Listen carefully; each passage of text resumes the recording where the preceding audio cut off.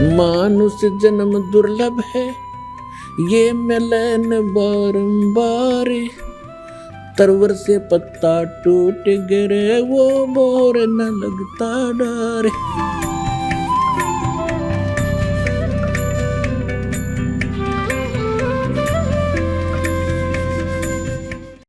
अब जो प्रसंग चल रहा है, जिन महापुरुषों ने परमात्मा को देखा, उन्होंने बताया कि वो भगवान ऊपर रहता है, ऊपर, और वहां से चल कर आता है। हमें मिला, उसको मिला, ऐसे मिला, सारे प्रमाण है हमारे पास। अब वेद क्या बताते उस परमात्मा के बारे में, वो क्या लीला करता है? यदि वेदों में भी वही प्रमाण मिल जाता है जो उन महापुरुषों को मिला जिन्होंने बताया कि मुझे भगवान मिले परमात्मा और सचखंड लेकर गए, मुझे वापस छोड़ा, वो है परम अक्षर ब्रह्म, वो कंप्लीट गॉड है। और उसी वैसी ही लीला वेद बताते हैं, तो आप अपने आप समझ में आ जाना चाहिए। अग्रम अग्रम खत्म हो जानी चाहिए प्राणी की, और बिल्कुल हो जाएगी।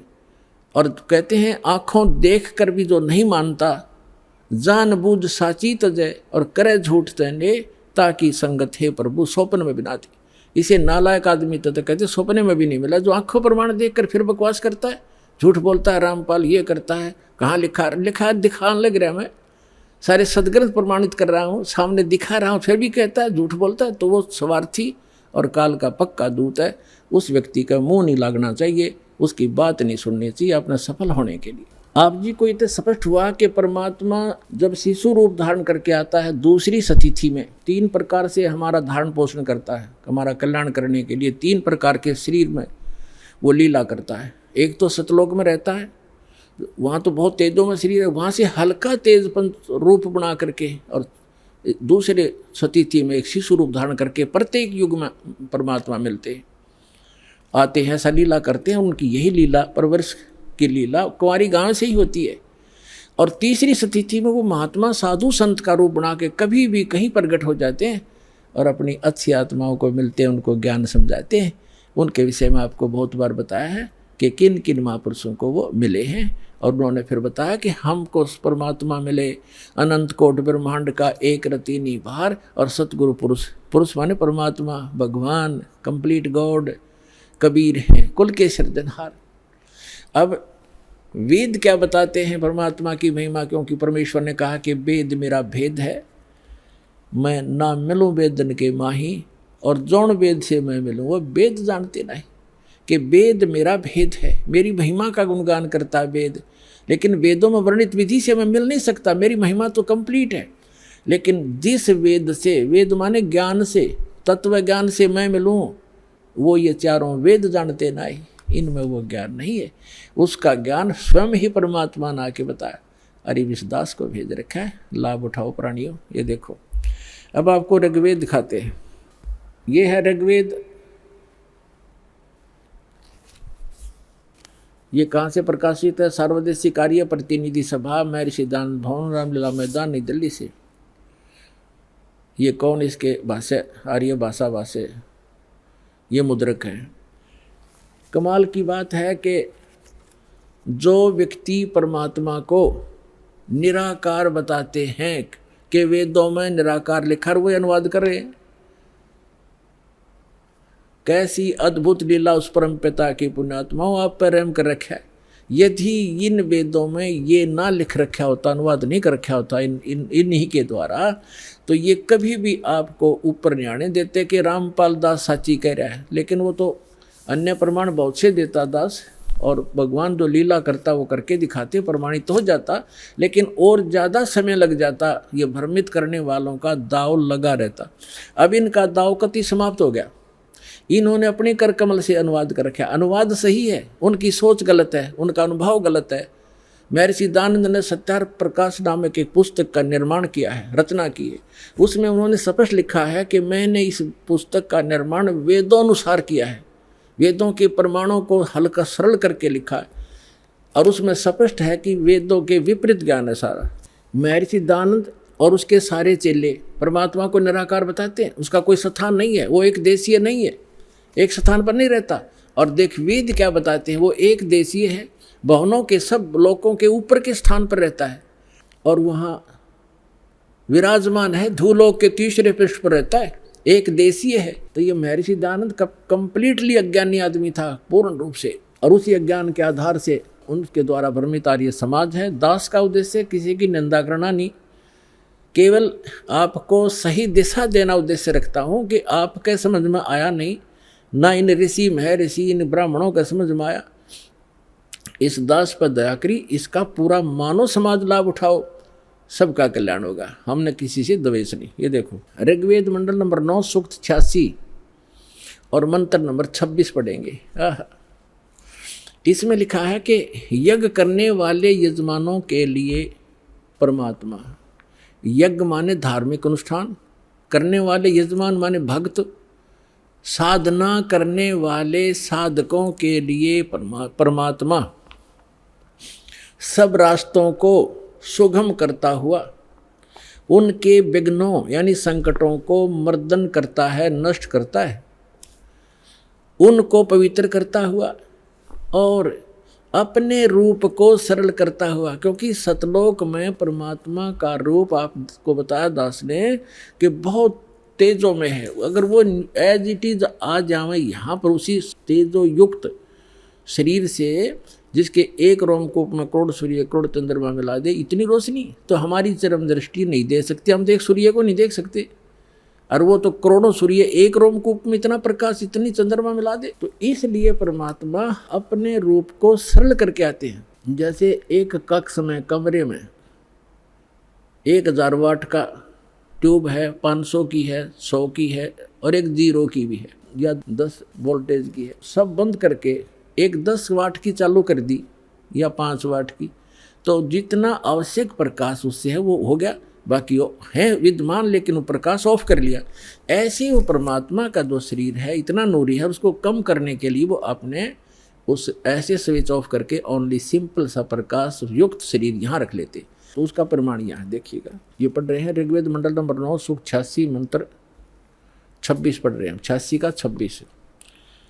अपने रूप को सरल करता हुआ, अपने रूप को शरीर, अपने रूप को सकल को सरल करता हुआ वह कांति में परमात्मा। ये देखो इन्होंने यहाँ गड़बड़ी कर दी।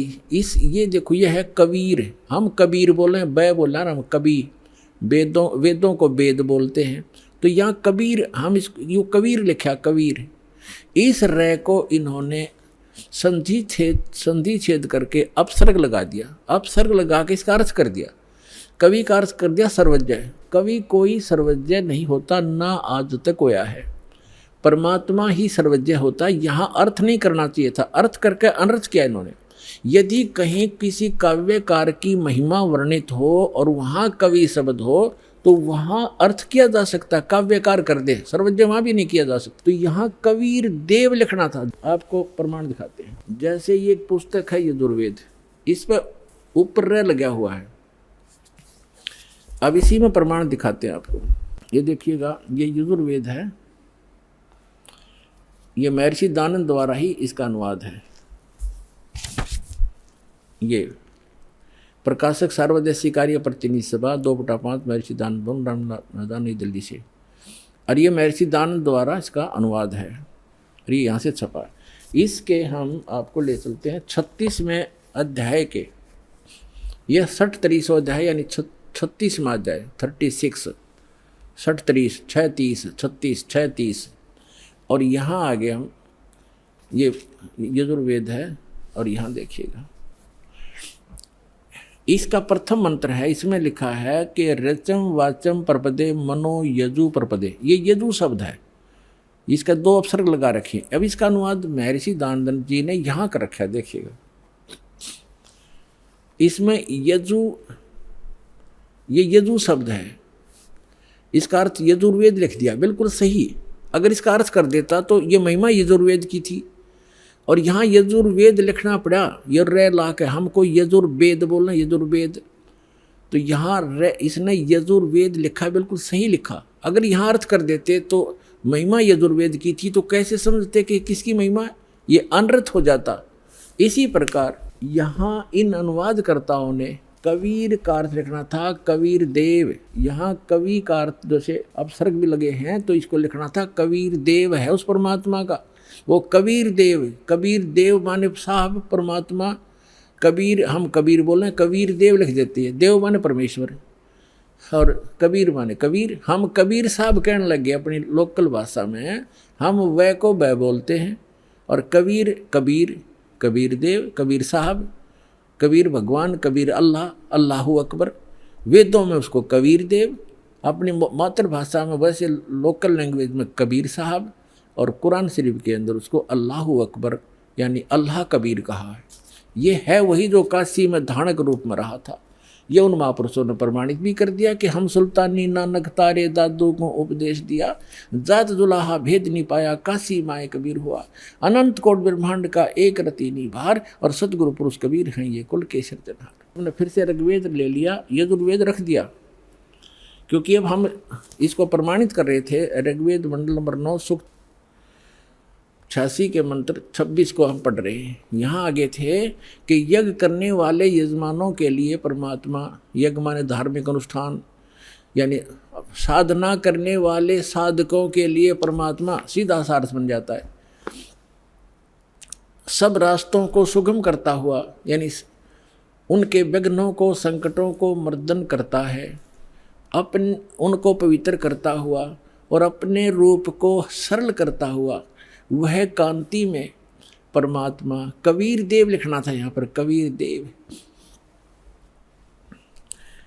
विद्युत के समान क्रीड़ा करता हुआ, जैसे बिजली आती है बड़े स्पीड से, वर्णीय पुरुष को प्राप्त होता है। वर्णीय माने अच्छी आत्मा को मिलता है।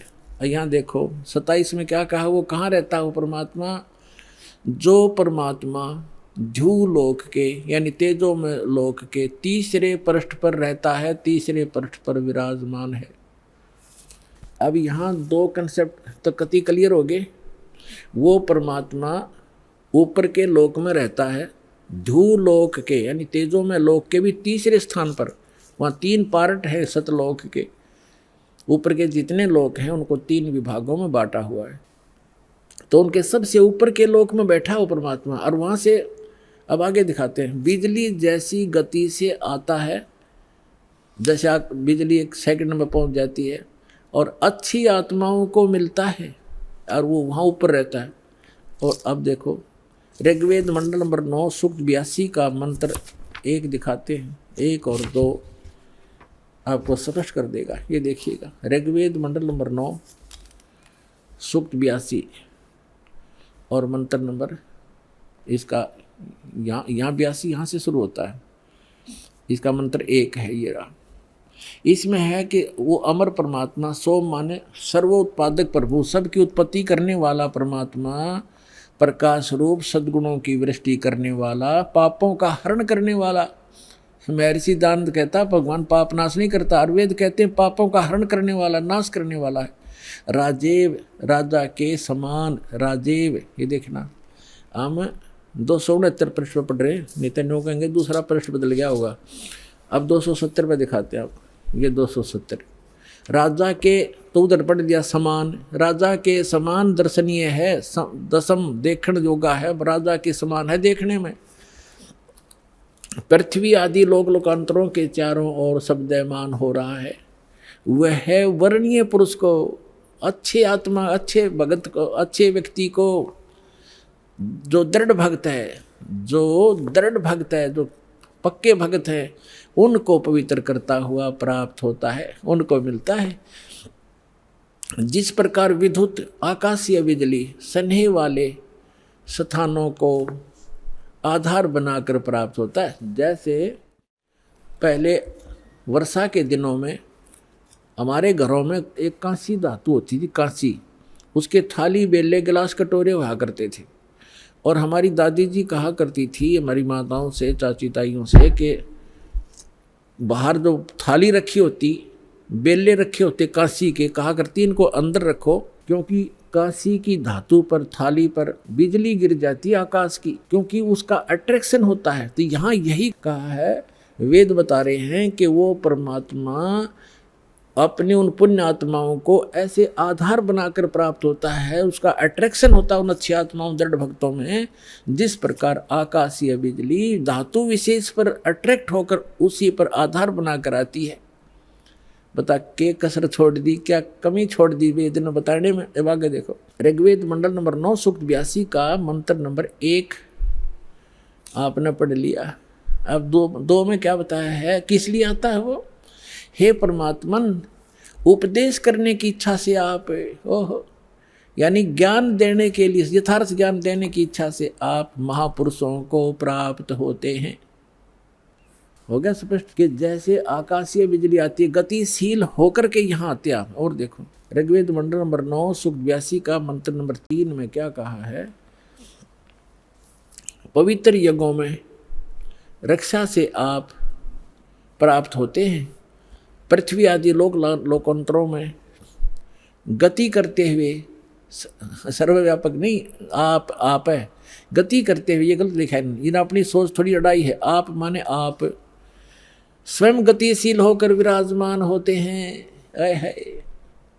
आप स्वयं गतिशील होकर वहाँ से चल कर आते हो, ऊपर भूलोक के तीसरे पृष्ठ में रहते हैं, वहाँ से गतिशील होकर के आप हमारे यहाँ पर आते हो, अच्छी आत्माओं को मिलते हो। अब और ऋग्वेद मंडल नंबर 9 और सूक्त नंबर 54 का मंत्र नंबर 3 दिखाते हैं, देखिएगा। ऋग्वेद मंडल नंबर 9 सूक्त 54 का और मंत्र नंबर 3, इसमें लिखा है कि सूर्य के समान जगत प्रेरक वह यह परमात्मा सोम स्वभाव वाला और जगत प्रकाशक है, और सब लोकों को पवित्र करता हुआ भुवनो ऊपरी तिष्ठति, भुवनो ऊपरी तिष्ठति, संपूर्ण ब्रह्मांडों के ऊर्ध्व भाग, ऊपर के भाग में भी नहीं, वहाँ वर्तमान है, वहाँ रहता है, भी तो इसमें आता ही नहीं, वहाँ रहता है अपने आत्माओं। ऋग्वेद मंडल नंबर 9 सूक्त 20 और मंत्र नंबर 1 में क्या बताया है, ऋग्वेद मंडल नंबर 9 सूक्त 20 मंत्र 1 में, यो 20 मंत्र 1 में वह परमात्मा, यहाँ लिखना कबीर देव, ये कवि नहीं, ये कबीर देव, ये ऊपर लिखा कबीर देव, इस रे को इन्होंने यहाँ कबीर लिखना था, कबीर देव, वो कबीर परमेश्वर मेधावी, यहाँ लिखना था कबीर परमेश्वर है, वह परमात्मा कबीर देव है, कबीर परमात्मा वह कबीर देव है जो सबका रक्षक है, विद्वानों की तृप्ति के लिए ज्ञान को देता है। विद्वान यानी वही आकर के वो ऐसा ज्ञान देता जिससे बुद्धिमान लोग तृप्त होते हैं, संतुष्ट होते हैं, और सहनशील है, संपूर्ण दुष्टों को संग्रामों में यानी ज्ञान के युद्ध में तिरस्कृत करता है, सबको पराजित कर देता है अपने तत्व ज्ञान से। अब आज इतना ही इन सद्ग्रंथों से हमने लेना था।